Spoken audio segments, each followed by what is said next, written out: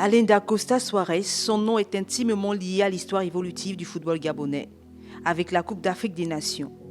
Alors qu'il réside en France, il va être contacté par le ministre Jean-Boniface Asselé, qui lui demande de rentrer au Gabon, afin de se mettre au service de la jeunesse gabonaise via sa passion ultime, qui est le football.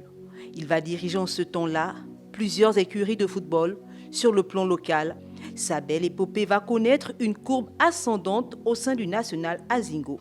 L'homme à la casquette, appelé ainsi par ses joueurs, va se voir confier les rênes du 11 national.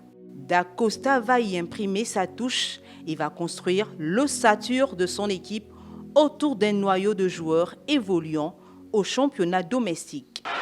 Certainement Bougazé, je présume maintenant, on va suivre avec beaucoup d'intérêt. Deuxième but, Zambaki Roger.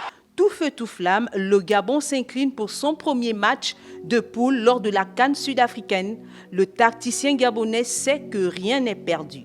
Da Costa va puiser dans ses petites notes les forces et les faiblesses de son équipe qui possède en son sein une âme collective redoutable, faite d'un tiki-taka légendaire ayant conféré au Gabon le surnom des Brésiliens d'Afrique. Octroyé par Michel Platini à l'époque, président du comité d'organisation de la Coupe du Monde France 98, en mission de charme au pays de Nelson Mandela.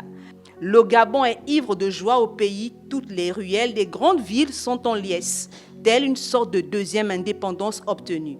Alain Da Costa Soares est porté en estime dans les cœurs des Gabonais. Ainsi donc, son nom s'inscrit sur toutes les tablettes marbrées de ses compatriotes.